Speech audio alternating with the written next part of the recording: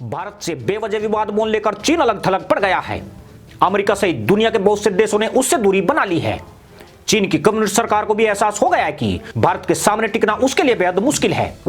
चीन का भोपू global times जो वीडियो प्रोपेगेंडा के जरिए सबसे ज्यादा उछल रहा था, अब उसी में छपे एक लेख के माध्यम से चीन ने अपनी हार को स्वीकार करते हुए भारत के प्रभुत्व को स्वीकार किया है।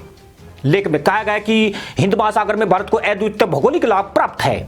हिंद महासागर में चीन भारत के सामने कहीं नहीं ठहरता है।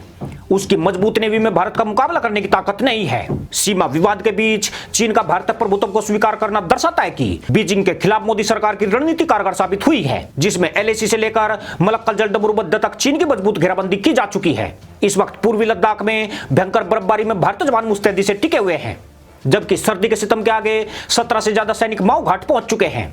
भारतीय सेना चीन को हर मोर्चे पर कड़ा जवाब दे रही है। चीन इस विवाद से बाहर निकलने के लिए लगातार वार्ता की पेशकश कर रहा है। आपको बता दें कि चीन सरकार के मुखपत्र ग्लोबल टाइम्स में 17 दिसंबर को वैश्विक महत्वाकांक्षा के लिए बहुपक्षीय तंत्र के प्रति भारत का बदलता रवैया शीर्षक के साथ एक लेख छपा है। Institute of south Asian STD के निदेशक हु सेसेंग द्वारा लिखे गए इस लेख में कहा गया है कि भारत ने हिंद महासागर में बहुपक्षीय सहयोग तंत्र की योजना बनाने का बीड़ा उठाया है।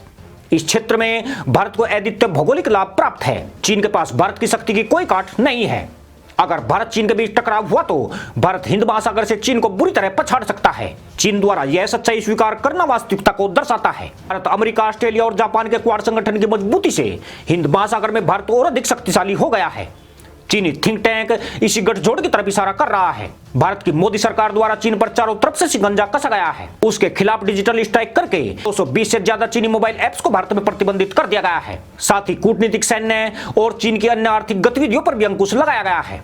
इसका नतीजा यह हुआ है कि इस साल चीन से आयात में 26% की कमी आई है। दिवाली के अवसर पर चीनी लाइटिंग आयात घटकर 16% रह गया है, जिससे चीनी उद्यमियों को करोड़ों रुपए का घाटा उठाना पड़ा है। चीन अब स्वीकार करने लगा है कि भारत से मुकाबला करना उसके बूते की बात नहीं है, इसलिए वह बार बार भारत से वार्ता की गुहार लगा रहा है। चीन को भारत से सीमावाद की बदौलत भारी नुकसान उठाना पड़ा है, अति उसे कूटनीतिक मोर्चे पर दुनिया में अलग थलग पड़ने की चुनौती से जूझना पड़ रहा है। यह बात भी गौर करने लायक है कि चीन का मुखपत्र ग्लोबल टाइम्स सरकार के अधीन काम करता है। यह भोपू वही बोलता है जिसकी साम्यवादी सरकार अनुमति देती है। आजकल इस भोपू अखबार के स्वर भी बदले हैं।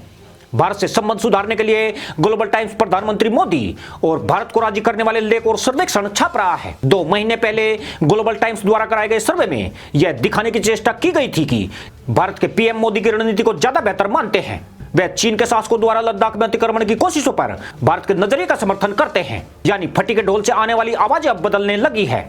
ऐसा इसलिए कि चीन भी लंबे खिचड़े सीमा विवाद से उकता चुका है और अब वह सम्मान के साथ इससे मुक्ति पाने की राह खोज रहा है। ग्लोबल टाइम्स भी चीनी सरकार की उसी नीति को आगे बढ़ाते हुए भारत को खुश करने वाली बातें लिख रहा है। हालांकि कहने वाले इसे चीन की चाल कहने से गुरेज नहीं करते हैं, मगर चीन की ऐसी चालबाजियों से भारत की ताकत कमजोर नहीं होती है, बल्कि भारत चीन के सभी पैतरों से पूरी तरह वाकिफ हो चुका है। भारत के लिए चीन पहले भी चुनौती था और आगे भी चुनौती बना रहेगा।